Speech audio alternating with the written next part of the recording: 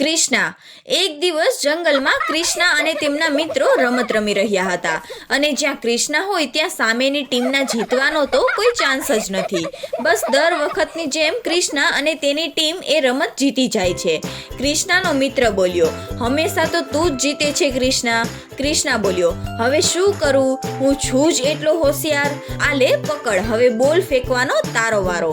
કૃષ્ણા બોલ તેમના મિત્રને આપે છે. એટલામાં જ તેમનો બીજો મિત્ર સુદામા દોડતો તેમની પાસે આવે છે. કૃષ્ણા બોલ્યો, શું થયું સુદામા? સુદામા બોલ્યો, રૂપા માસીના છોકરાની તબિયત બહુ જ ખરાબ છે અને વૈદ્યજી કહે છે કે ફક્ત એક જ ઉપાય છે છોકરાને બચાવવાનો. એક ઔષધિ છે જે ફક્ત નદીમાં જ મળશે. કૃષ્ણા બોલ્યો, ઓહ, તો કહે કે હું આમાં તને કઈ રીતે મદદ કરી શકું? રાધા બોલી, જો વાત ખાલી એ ઔષધિની જ છે તો તેમણે એ ઔષધિ જલ્દીથી લઈ આવવી જોઈએ. સુદામા બોલ્યો, જો એ એટલું સહેલું હોત તો હું કૃષ્ણા પાસે મદદ માંગવા થોડીને આવત. એ નદીમાં જવું ખૂબ જ ખતરનાક છે. તેમાં એક મોટો મગરમચ્છ રહે છે. ખુદ વૈદ્યજી પણ ત્યાં જવા નથી માંગતા. હું છેલ્લા કેટલાક દિવસથી રૂપા માસીની સાથે જ છું અને માસીને પણ કંઈ સમજાતું નથી કે હવે શું કરવું જોઈએ. કૃષ્ણા, આપણે શું કરવું જોઈએ? કૃષ્ણા બોલ્યો, મને એ નદી પાસે લઈ જા. સુદામા બોલ્યો, હા, ચાલો મારી સાથે. આટલું કહીને બધા સુદામા પાછળ દોડીને જાય છે અને એ નદી પાસે પહોંચે છે. કૃષ્ણા બોલ્યો, શું એ ઔષધિ આ નદીમાં જ છે? સુદામા બોલ્યો, વૈદ્યજીએ કહ્યું હતું કે એ ઔષધિ નદીની વચ્ચોવચ તળિયા પર ઉગે છે. મોટા ઘાસ જેવું દેખાય છે અને ઝુંડમાં ઉગે છે. રાધા બોલી, પણ સુદામા, નદી તો શાંત લાગે છે.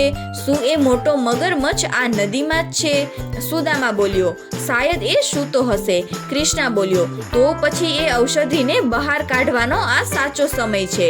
આટલું કહીને કૃષ્ણા નદીમાં ડૂબકી મારે છે.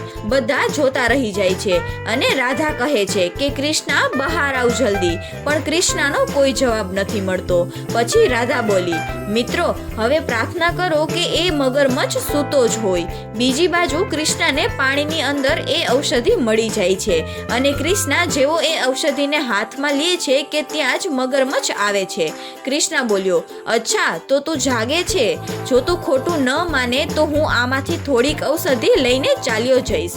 મગરમચ્છ હસીને બોલ્યો, આજ સુધી કોઈ પણ મારી નદીમાંથી બચીને બહાર નથી ગયું. જે પણ અહીંયા આવે છે એ મારો શિકાર બને છે. કૃષ્ણા બોલ્યો, માફ કરશો, પણ આજે નહીં. એટલું કહીને કૃષ્ણા છલાંગ મારે છે અને મગરમચ્છના હમલાથી બચે છે. પછી કૃષ્ણા મગરમચ્છને કહે છે કે તારી બધી કોશિશો બેકાર છે. આટલી મહેનત કરમાં તું. મગરમચ્છ બોલ્યો, છોટું, તારી આટલી હિંમત? કૃષ્ણા બોલ્યો, આવ મગરમચ્છ, હવે તો હું તારી સામે જ ઊભો છું. મગરમચ્છ બોલ્યો, આજે તો હું તને ખાઈને જ રહીશ. આટલું કહીને મગરમચ્છ કૃષ્ણા પર હુમલો કરી દે છે, પણ કૃષ્ણા તેના બધા વારથી બચી જાય છે. પછી કૃષ્ણા તે મગરમચ્છને મારીને દૂર ફેંકી દે છે અને કહે છે કે હું જાઉં છું મગરમચ્છ, એક બીમાર બાળકને આ ઔષધિની જરૂર છે. પછી કૃષ્ણાએ ઔષધિને લઈને નદીમાંથી બહાર આવે છે અને ઔષધિ સુદામાના હાથમાં રાખે છે અને કહે છે કે જલ્દી જા અને આ ઔષધિ વૈદ્યજીને આપી દે. રૂપા માસીનો છોકરો હવે જલ્દી સાજો થઈ જશે.